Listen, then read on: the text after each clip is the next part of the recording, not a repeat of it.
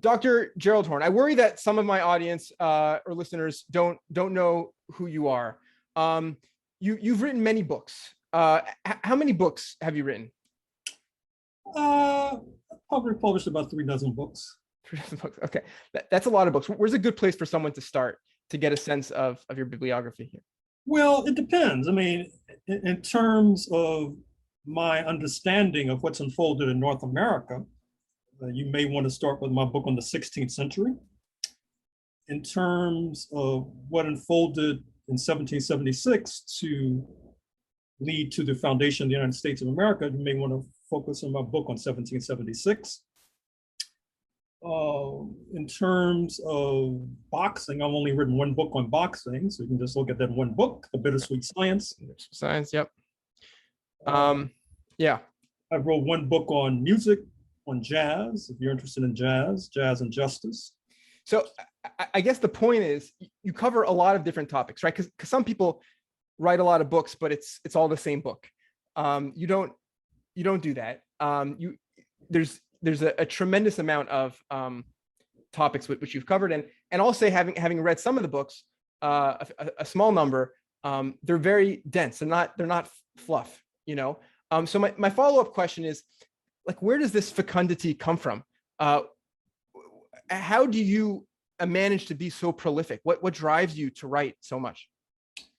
Well, part of it comes from being born in a Jim Crow hospital in St. Louis, Missouri, with parents from the heart of darkness, that is to say, Jim Crow, Mississippi, and seared in the cauldron of racism and exploitation and oppression, and developing a desire to see change, and also determining that writing history could be a way that I personally could help to propel change, because I noticed early on in my life a kind of political underdevelopment in the United States of America, which made political work in which I was immersed at one time very deeply quite problematic and difficult if people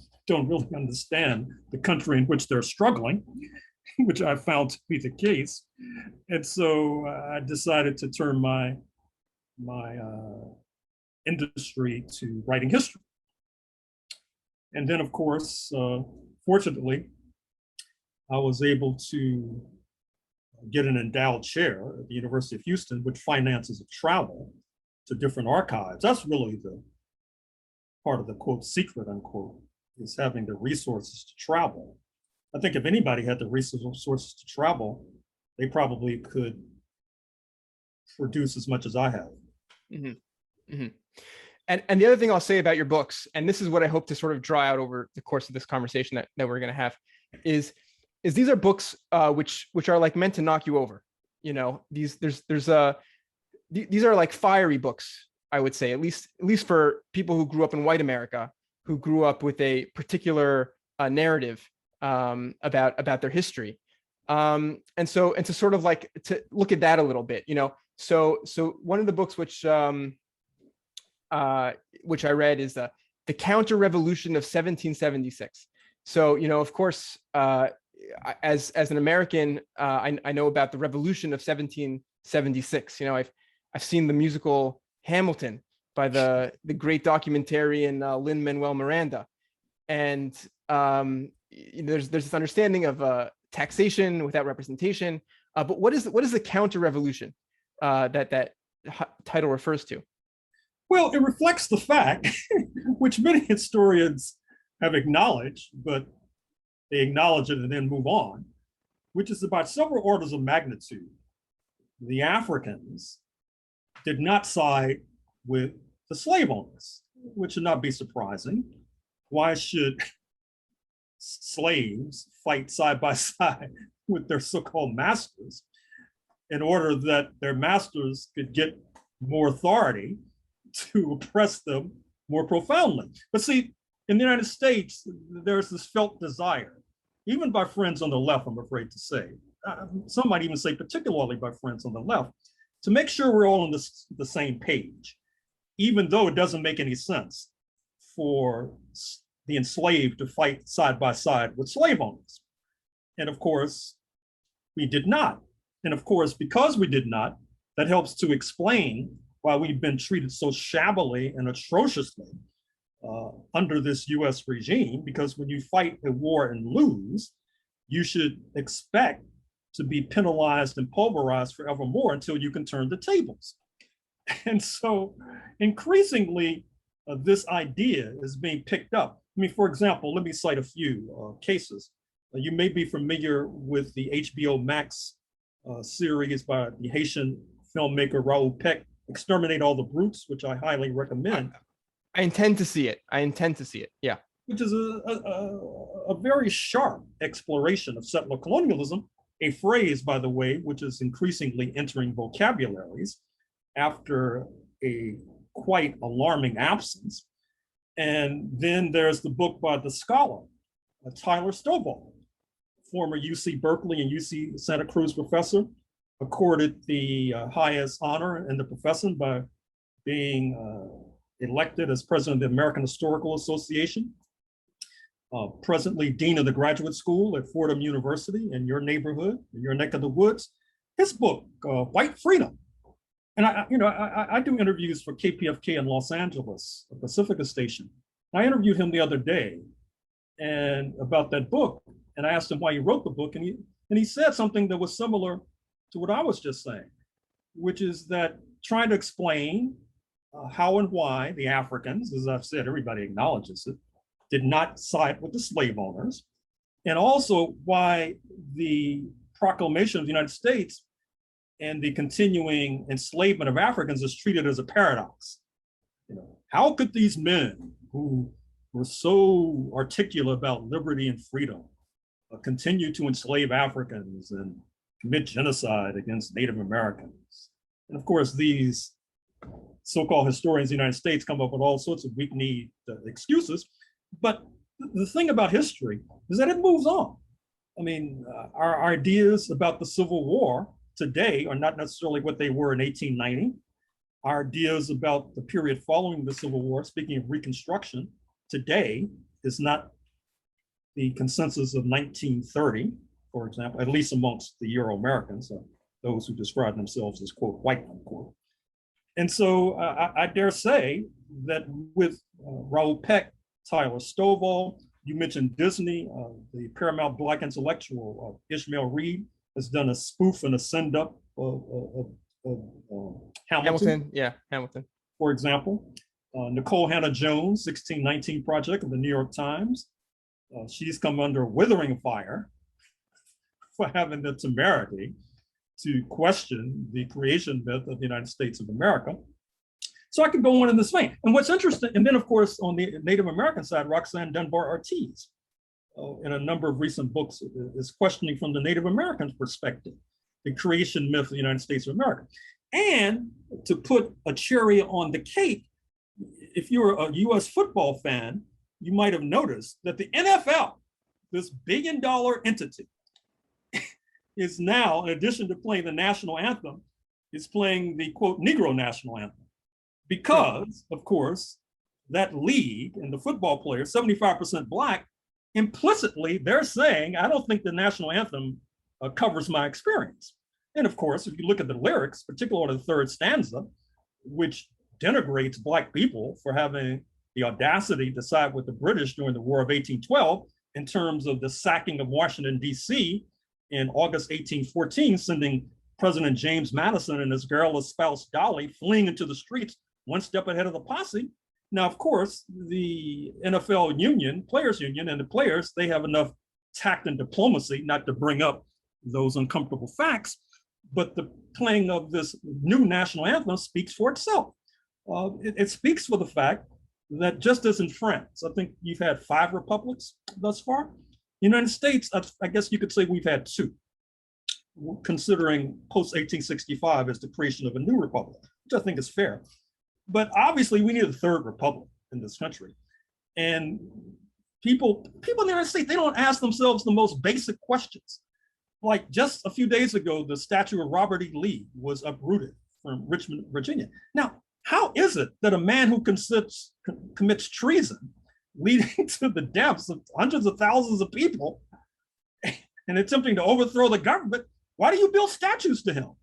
People don't really ask that basic question, except for say, well, you know, people in the South feel very strongly. Well, why do they feel very strongly? Well, then you start hearing people sort of getting tongue-tied. But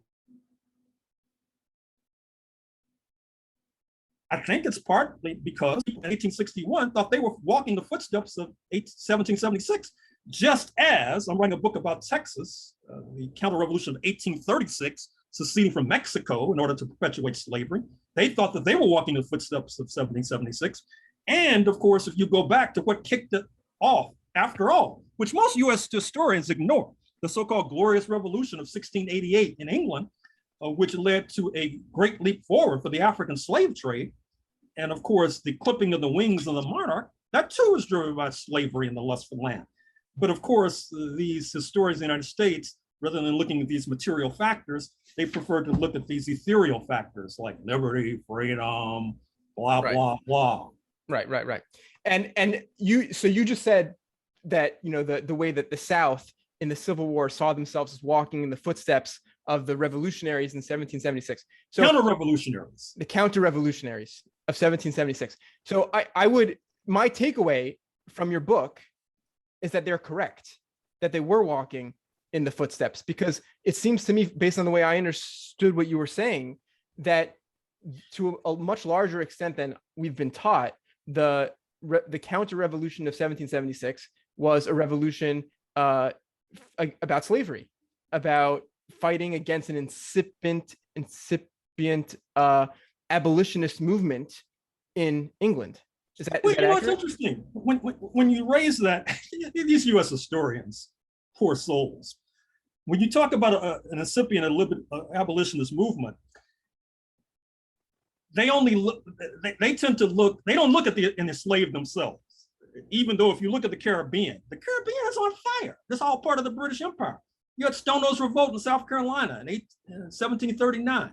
You had a revolt in New York in 1741. So they don't see Black people revolting as as being abolitionists. The only thing that counts as abolitionists is what these Euro-Americans are doing in North America. If they don't see it there, that means it didn't exist. Right. And then they downplay abolitionists in London. They downplay Somerset's case of June 1772, which suggested, and underlined suggested, that abolition in England itself would obtain. And just as decisions in Washington are thought to have currency in Puerto Rico, a colony of the United States, it was not unreasonable to infer that an abolitionist decree in London could have currency in North America. But they're so interested in shoehorning our current understanding, which is slavery was bad, into the 18th century, when many Euro-Americans did not necessarily think that. But they want to continue the First Republic, or the thinking of the First Republic, by doing that jujitsu move of shoehorning.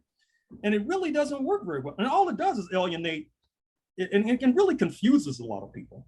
I mean, just as I said, there was a Negro national anthem, and you know, and I mentioned all these intellectuals and creators who are trying to create a new narrative. So the Blacks are fleeing from the traditional understanding. The left wing, including many Euro-Americans, are clinging to it like a tree in a hurricane, for example. But I dare say that that's a fool's errand.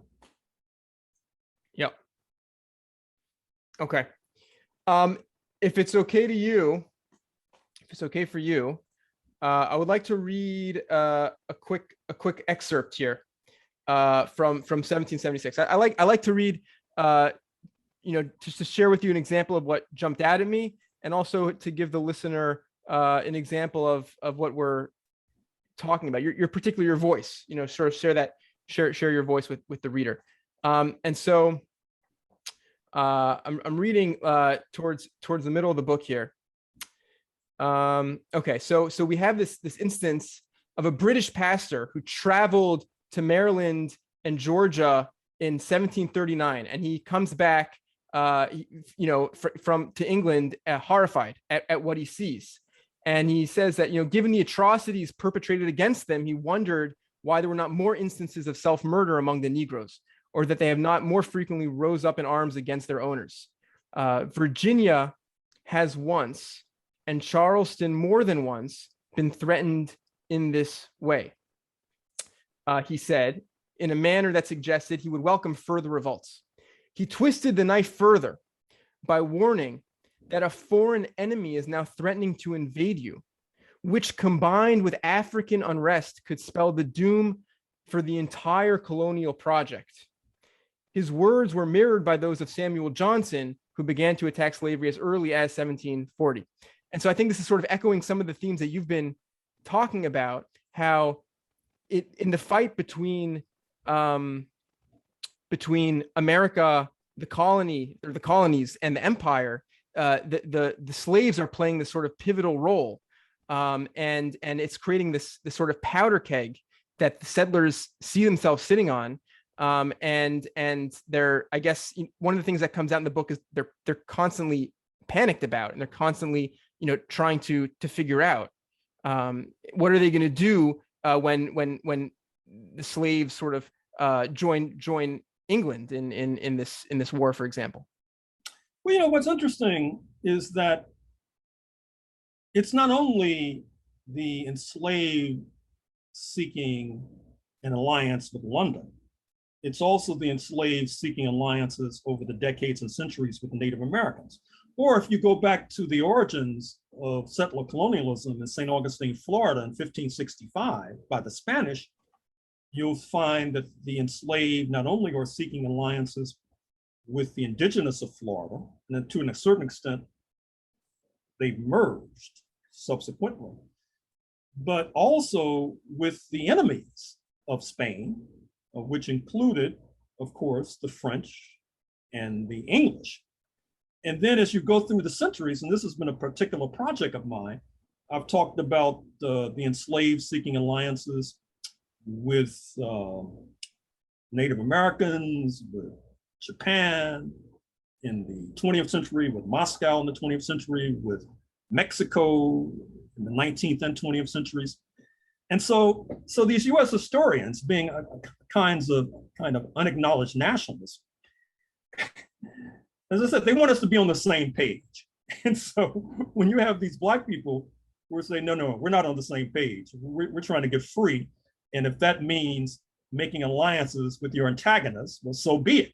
Maybe if you get your knee off my neck, I won't have to make an alliance with your antagonist.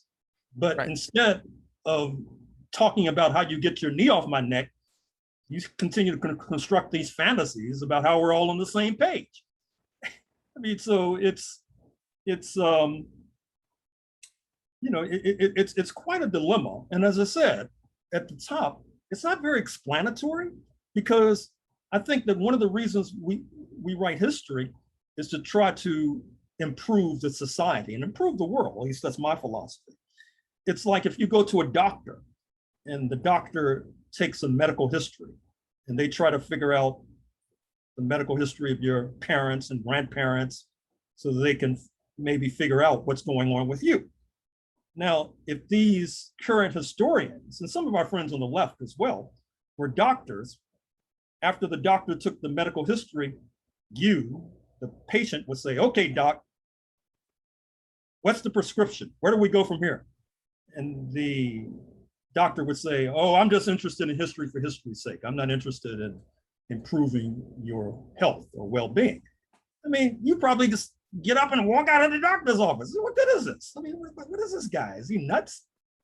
But that's basically what's happening with history, with these blinkered readings of the past and trying to shoehorn current understandings into the 18th and 19th century so that we can all see this unbroken line of all of us being on the same page, struggling for the same thing, when it's clear we were not. I mean, some of us were struggling against slavery. Some were struggling to ensure that slavery persisted, and some didn't give a hoot. Right. Yeah, there's a lot more to talk about in this book, but we got a lot. There's a lot of ground I want to cover. So let's move on to the dawning of the apocalypse, the roots of slavery, white supremacy, settler colonialism, and capitalism in the long 16th century. There's a lot to discuss in this book. Just to start, so like we're all on the same page. I think I know the answer, but just to hear you say it, what is the apocalypse that you're talking about in the title? Well, the destruction of the indigenous population in the first instance, the spectacular drop in their numbers, which, as I said, when these US historians, they either tend to rationalize it or sweep it under the rug. If this happened in any other country where genocide took place, we'd be talking about denialism and genocide denial. Here it's normalized.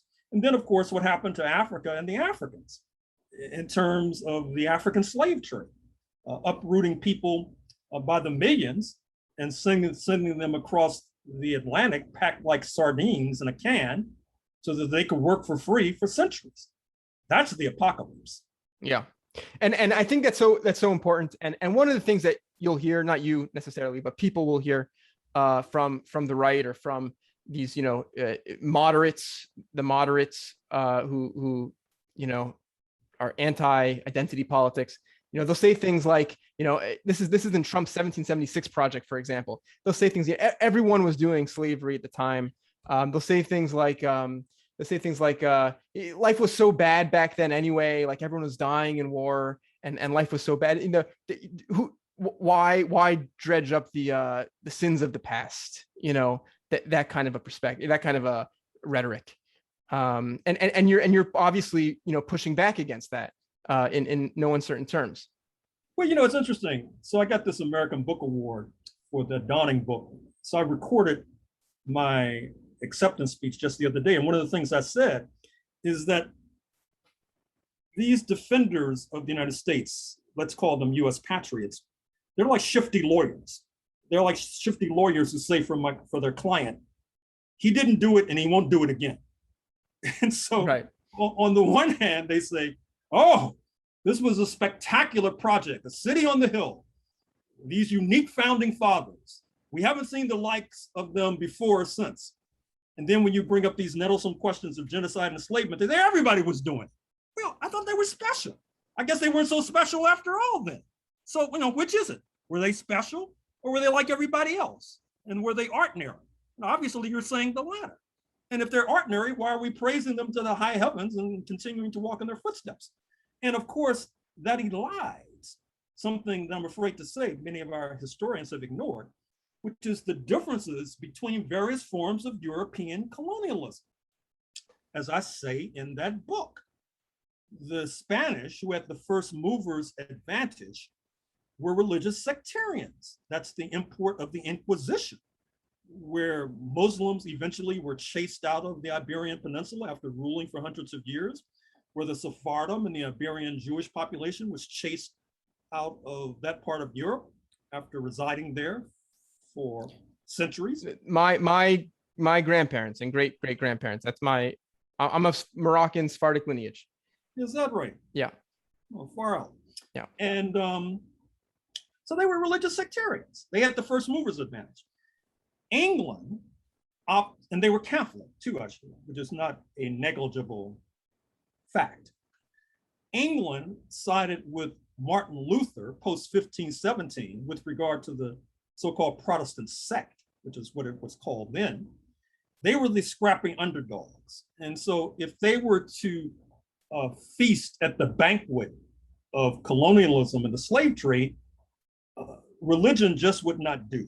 So even though they had expelled their Jewish population at the end of the 13th century, remarkably, they began to open their doors to the Jewish population fleeing the Iberian Peninsula, not necessarily because, as these historians have told us, they were so enlightened. It's an emblem of the Enlightenment. They needed every warm body they could get in order to confront these indigenous folks and the Africans. And then that leads to the creation of this new identity politics, to use the phrase that's rarely appended to what could be called the original identity politics, which is the construction of whiteness, which many historians have written about to their credit. And I can cite them if you're interested. And then that bleeds into white supremacy, and then, of course, leads to an acceleration of the African slave trade, the racializing of Africans, because, as I say, and many historians have said, who I quote, in Spanish Cuba, you could be an African conquistador. I'm not praising that. I'm just showing that there is a difference. Even today in the United States, there is nervousness about putting weapons in the hands of Black people. Maybe I should amend that. For a good deal of the 20th century, there was reluctance to do so, particularly after the Houston Mutiny of 1917, when Black soldiers who were armed shot up the town. Then after that, you saw when Blacks were recruited to the U.S. Army, they wanted them to drive trucks, peel potatoes, be at the typewriter, etc. And so this is the story of how this nation was born. And to fast forward, this is the story, I'm afraid to say, of January 6th and the attempted coup, which I'm afraid to say may be duplicated on September 18th, a few days from now, when the Justice for J6 rally will take place in Washington. And if not duplicated then, it's not the end. And part of what's happening is that the so-called scientists, social scientists and scholars, they haven't done an adequate diagnosis. It's like, once again, you go to your doctor and you say, well, doctor, I've been smoking 3 packs of cigarettes a day for 30 years. And he diagnoses you as having a hangnail. Mm-hmm. I mean, that's what these folks in the United States are doing right now. It's ridiculous. It's ludicrous. No wonder this country is becoming so unstable. Yeah, I want to draw out this theme of whiteness. I think it's a theme that pervades a lot of what I've read from you, and also it's a word that I know from experience. A lot of white people have an allergic reaction to. They really don't like to hear. Really? Why is that? Why? Well, they associate. They think it's like reverse racism. They think that people are talking about me like I'm a racial minority or something. But people describe themselves in neutral settings as white all the time. I hear it on the radio. I hear it on the television. Is it just like when Black people say you're white, they get upset? Yeah, I think so. But also, it has an air of conspiratorial academic I see, like sound to it. Critical it's like race theory. Exactly. It's just like critical race theory. People get nervous. So part of the things when you started talking about the book, and this is something that jumped out at me as well immediately. There's a lot of Jewish history Absolutely. in your book about dawning Absolutely. of the apocalypse. Absolutely. And I think that's really and as you just said, we're just maybe just sort of repeat a little bit. We'll go over some of the same ground again. There seems to be this line that you trace from religious sectarian violence or religious interreligious violence, the kind of violence that manifests as antisemitism or violence between Catholics and Protestants and Christians and Muslims, to a coalition of what we call Enlightenment value of religious liberty, this coalition of whiteness that gets established, that, like you said just a minute ago, because they needed all the bodies that they can. That when you have this powder keg of a colony, suddenly religious distinctions are much less important when you're worried about a slave might wake up in the middle of the night and slit your throat. Is that accurate? Is that reasonable? Absolutely. And it's rather striking, is it not, that those who were warring on the shores of Europe, English versus Irish, English versus Scots, English versus Welsh, British versus German, German versus Pole, Pole versus Russian, Czech versus Slovak, Serb versus Croat, Northern Italian versus Southern Italian, all of a sudden, when they crossed the Atlantic, they're re-Christianed as, quote, white, in a maneuver that would make Madison Avenue blush in terms of this re-Christianing. And many of them sort of fold themselves in to this new identity politics, for example, because the rewards are so lush. The rewards being riches and wealth. And of course, we may, I say this in my remarks for the American Book Award, we may be reaching a fork in the road with regard to the rise of China. And on the other hand, with regard to how Washington has dealt with religious zealotry, what is routinely referred to as Islamic fundamentalism, which has just seized power, as you know, in Kabul, Afghanistan. And this, I'm afraid to say, is bringing whiteness itself, and certainly whiteness supremacy, to a fork in the road. And look, as a person who's on this ship of fools, I don't necessarily greet that with elation, since I'm sharing this ship of fools with these other folks who bungle things so terribly. But I think it's important for me to try to say what's going on so that perhaps we could make a change in the course of this ocean liner to avoid these icebergs that are looming ahead. Yeah. And what I really want to try to understand, what in my own life, and upon reading your books, what I'm trying to work out is how whiteness plays out in America today. I mean, obviously you can trace the thread. That's not just today. It's today, and it's yesterday, and it's 10 years ago, 100 years ago, et cetera. And how that's evolved. And so a case that seems very representative to me of sort of what this whiteness coalition means in practice is this case of Floyd Ray Roseberry, who's a terrorist from about a month ago. He drove to the DC Capitol with, he threatened the President Biden. This is just a month ago, said he had bombs in his truck. And he had two complaints to the president, to the people, why he wants to kill Biden and blow up the Capitol. Complaint number one was because there's no health care and he can't afford his wife's cancer treatments and they're going bankrupt. And he's accurately diagnosing the fact that America has a completely broken healthcare system. And complaint number two, which apparently is a more important complaint because he's not voting for an improved healthcare system, is the fact that President Biden had a plane load of Afghanistan refugees come to America and get health insurance, or get healthcare, whatever.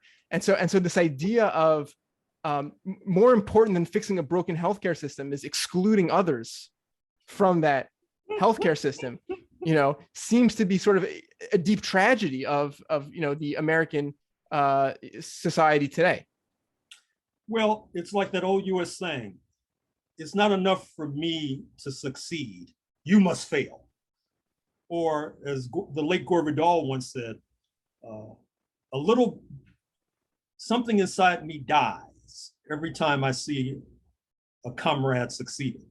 I mean, and this is the sort of ethos you have in the United States of America. And it's clear because the United States is going through these tremendous changes, but the historians and the analysts try to act like it's all continuity. That is to say, it was a tremendous change to abolish slavery. It was a tremendous change to move away from Jim Crow and have people like me in the position I'm in today. But we're told that it's all continuous, it's all logical, it all flows from the Constitution. No, it was a rupture. And then, not surprisingly, the gentleman who you mentioned, he wants to go back to the past because he realizes that, what's obtaining now is not what was necessarily intended in 1776. And let me cite another anecdote. I hope this isn't taken, it'll just be a minute. When talking about whiteness, of course, I was restricting myself to Europe, which is understandable. Although, of course, Lebanese Christians can be defined as white. Look at Ralph Nader, for example. Look at the late comedian Danny Thomas, for example. And apparently Palestinians. I mean, I was at a forum a few years ago with Palestinians, and I'm a progressive person, so I was trying to create bonds with the Palestinians. So I say, we have this in common.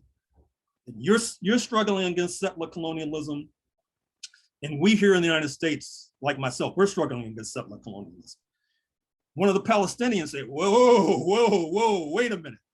What do you mean by settler colonialism in North America? Now, here in Texas, you have a town called Palestine, Texas, for example. Now, if I went to historic Palestine and started saying, oh, wow, this place is great, I mean, Israel, for example. These Palestinians, they'd be denouncing me. What are you talking about? But what I inferred from that episode is that, they're melanin deficient. They don't have They have US accents. So they can navigate their way through US society without being stopped by the police or harassed in stores. So everything is good. And then, so a person like myself, they don't understand. So to me, how do you live in a society like the United States? You have a US accent, you must have been here for a while, and not understand the struggle. But more than that, how do you expect me to engage in solidarity with Palestinians and you won't engage in solidarity with me? It's almost like you're recreating white supremacy. I'm just a pawn. I'm just supposed to support your struggle. You don't have to support my struggle. I mean, I was so infuriated. Matter of fact, I got on their case after that. They didn't retreat, of course. Yeah, yeah, that's interesting. And this is sort of, going maybe down a little bit of a rabbit hole, but just to note it. I also made a lot of comparisons between the story that you tell about the founding of America, and obviously there's also differences, but I noticed the analogies, the similarities to what's going on in the Israeli-Palestine conflict. And for example, just the sense of the powder keg, of how you try to build a society on a completely disenfranchised, oppressed population of people. And it's this vicious cycle of fear and this vicious cycle of increasing, ratcheting up the tension.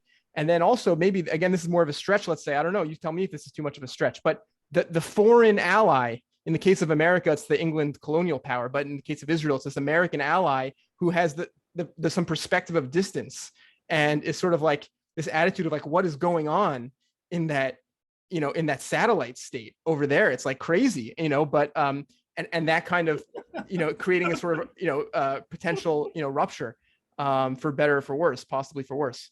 Anyway, so again, this is maybe pulling an analogy that you didn't intend, but I found that interesting. Oh, sure. I mean, that's why the analogy is appropriate, which is why I was so upset with this Palestinian colleague who apparently didn't get it. And it was like insulting, because, many Black Americans, given our tortured history, are very suspicious, to put it mildly, of any who are defined as white. As a matter of fact, you probably know there's a popular religion in Black America that says everybody who's defined as white is a devil. Right. It's a popular religion. Mm-hmm. And so when people like me try to engage in acts of solidarity with Palestinians, many Black people, they see me as a chump and a fool.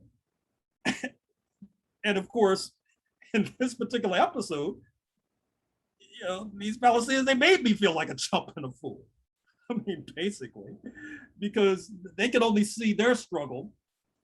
They're comfortable here in North America. It's all good. And so why rock the boat? Right. Even though, these people are intelligent, they see the United States as the ally of Israel and arming Israel to the teeth. And this is part of the contradiction, yet they don't want to rock the boat here in North America. Right. I mean, musicians call that faking the funk. Mm-hmm. And one of the things I was taught from people that I respect, and one of the things that your book, I think, shines a light on that was very, very helpful for me, is I was taught, again, from people that I respect, that the struggle against racism is the same struggle against anti-Semitism, that those are sort of two sides of the same coin.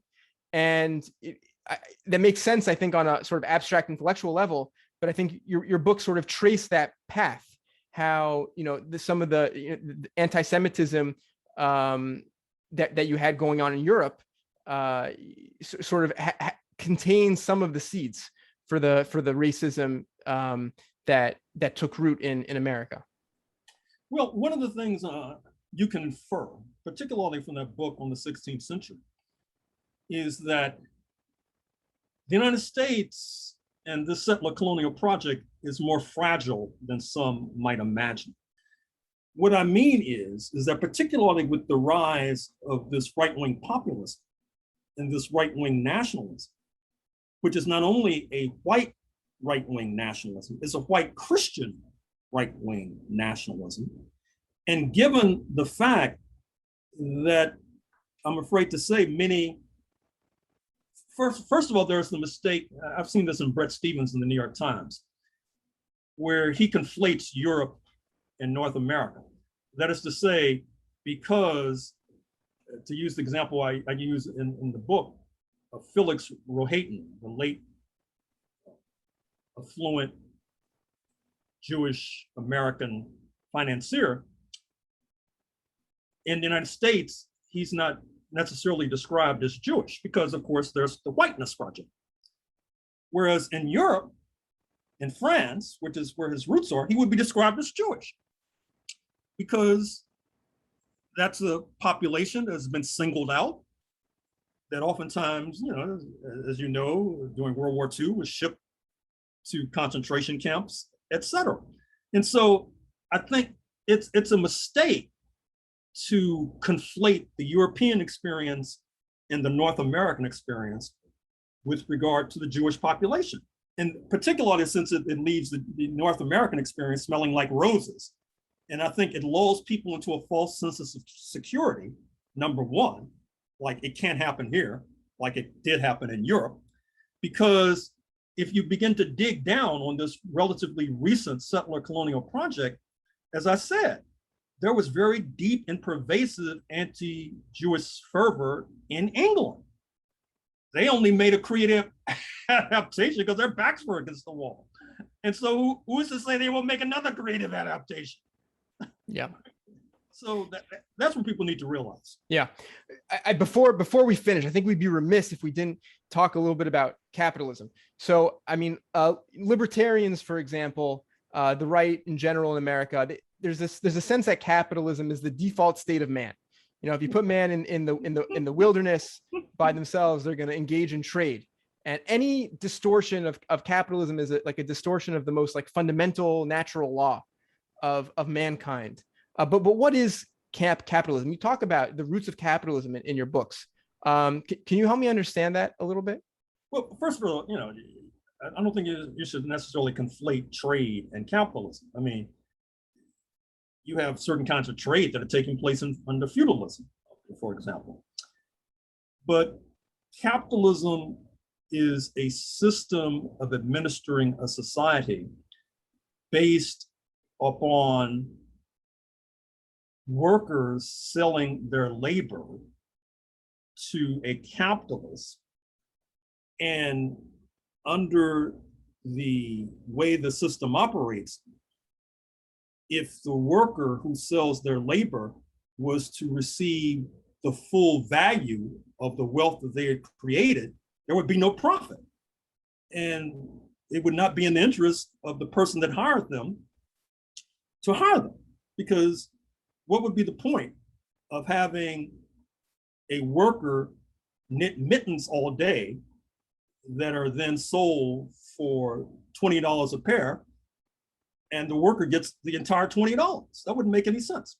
So the capitalist then appropriates part of the value and the wealth that the laborer has created. Now, what's interesting is that capitalism itself is brewed in the cauldron of slavery because the enslaved person was not only producing value in terms of, say, picking cotton with the wealth being appropriated by the person that enslaved them, but the African was also a form of capital. I mean, for example, in Texas, and indeed throughout the slave South, you could buy land by handing over Africans, for example. Just like you could buy land by handing over dollars, you could buy land by handing over 100 Africans, for example.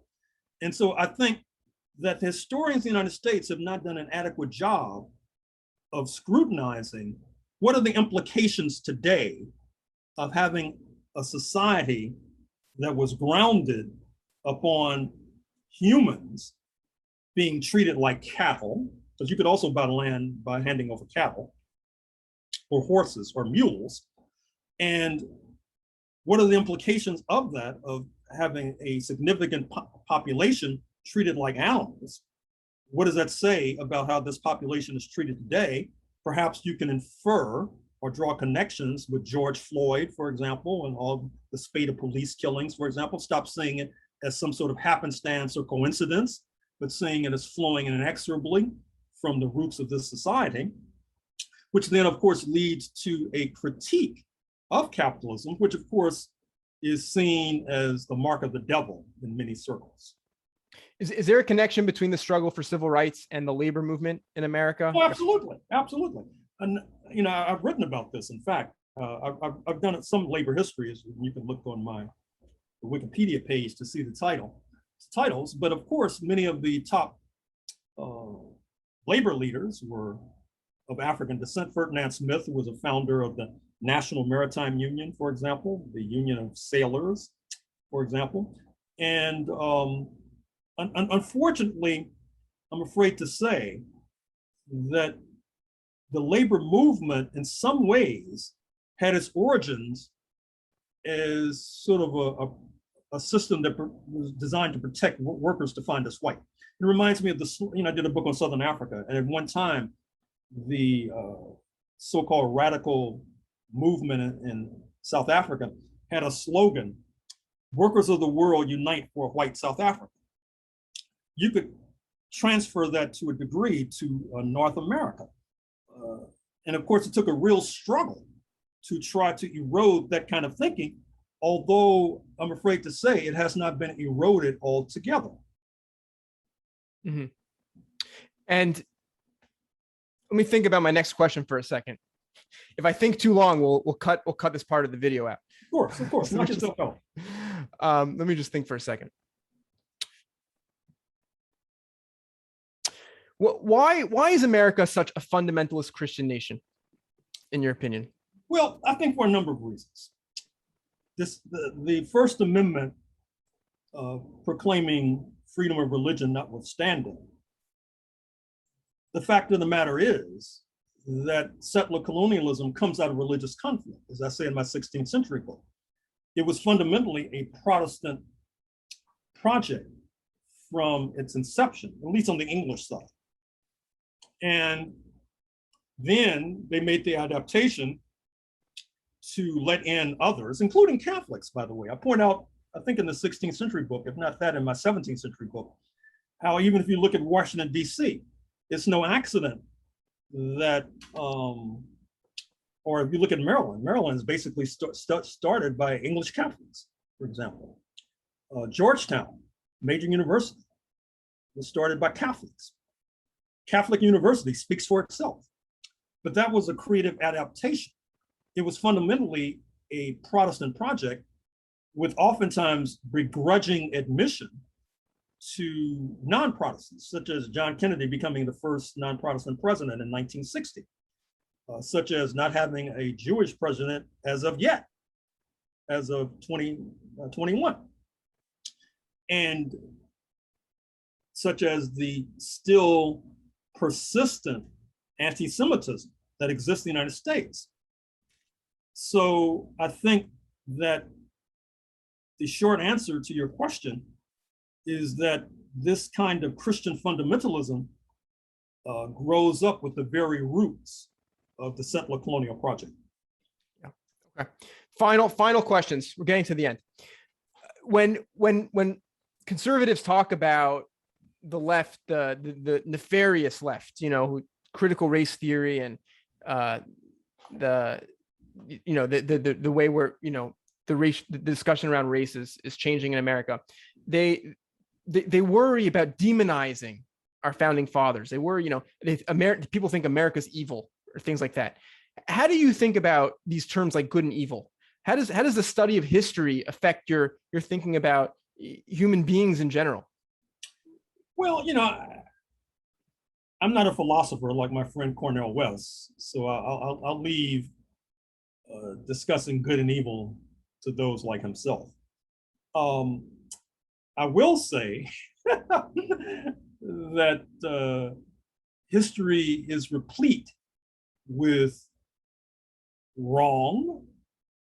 It's replete with negativity, but it's also replete with positivity as well. And it's replete with right. And so once again, for those concerned about the demonizing of the founding fathers, I think they should apply that standard across the board. I mean, for example, because one of the things I noticed about the people in the United States, they have no problem in taking a one-sided approach to other projects. I mean, if you bring up Cuba, it doesn't matter that Cuba sent troops to Southern Africa to defeat the apartheid army on the battlefield in the 1980s, the early 1990s. It doesn't matter if Cuba sends doctors to Haiti or doctors to Zimbabwe and Namibia, where some of the few specialists happen to be Cuban. No, that doesn't matter. So in other words, with regard to the United States, you have to be nuanced. You have to be relative. With regard to countries they don't like, no nuance, no relativity. It's terrible, full stop. And if you object, we'll make sure that you get fired or persecuted. I mean, friends, folks, that kind of approach is not sustainable. It shouldn't have been sustainable up to this point, and it certainly won't be sustainable as we proceed in the 21st century. Yeah.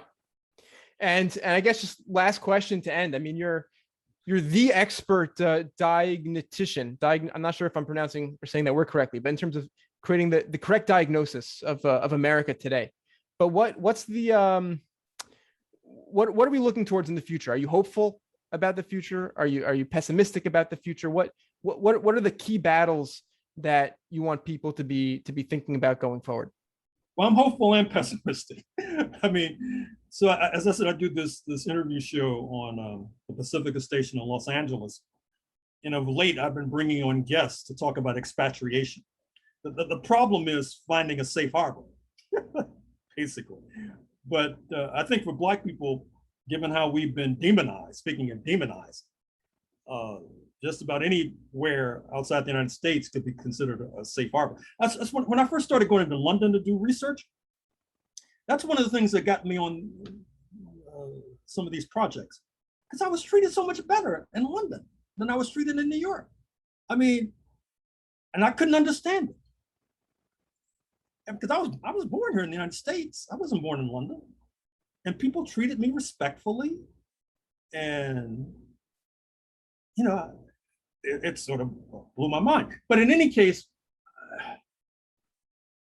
I think that we need to focus on labor struggles, number one, and passing the right to organize bill now before Congress, which may slip through under the reconciliation bill by Senator Sanders. At least that's what I understand. We need to talk about fighting back against voter suppression and these Texas laws and Georgia laws, for example, which ultimately, whether people know it or not, is designed to create an apartheid society. We need to fight. Can I ask you to explain that a little bit more? Because this is such an important issue. Well, you know, it's interesting. People in the United States, like they talk about California, they keep saying, well, since the demographics of California have changed, Republicans have difficulty winning elections. But then they don't go into any further. What that means, to translate, to turn that from US speak into understanding, with the growth of the Mexican American population and the Salvadorian American population, the Asian American population, et cetera, they're not necessarily buying into the party of whiteness, which is the Republican Party, whether they admit it or not. Just like the Democratic Party in the 19th century used to be the party of whiteness. Now they've switched sides, so to speak. And so with the increase in, quote, people of color, they don't necessarily want to vote for the party of whiteness. And so what the party of whiteness is going to do is make it difficult for people to vote. And then that way, the Republicans, the party of whiteness, can rule forevermore. And then, for example, if they lose the recall election in California against Governor Newsom tomorrow, they'll say it was crooked. They've already started that argument. So whenever they lose, it's crooked. Right. It's turning on democracy because they can't win democratically. Right. They can't compete, so they cheat. Right. Right. As Jesse Jackson might have said. Right. And so that's what I mean. You know, it's going towards an apartheid society. And also, let me mention before time runs out, fighting against this new anti-choice bill in Texas, for example. Keep coming back to Texas. we may want to have a special focus of the entire progressive movement on Texas, which after all is the second biggest state, second largest economy, not accidentally the seat of reaction. And the progressive movement in the United States needs to have a special push against the former Lone Star Republic. Yeah. All right. To end, I'll just say this. I don't know how to prove this or quantify this, but I have this impression that a lot of academics are hard to reach, that a lot of academics are satisfied, talking to other academics or talking just to their students or, writing their books. And I just want to really thank you, Dr. Horne, because I can't prove this or quantify this directly, but the impression that I have is that you're someone who makes a tremendous effort to make yourself available to a random person like me, and not just me, because if you Google your name, you'll see that you make all sorts of appearances. And I think that us, the audience, America, students of American history are so much the better because of that. And of course, it just means you're just, donating your time. And I'm incredibly grateful for your time and for your availability to speak to me. Thank you for inviting me. It was a pleasure. That's my All right. Rhodesian accent.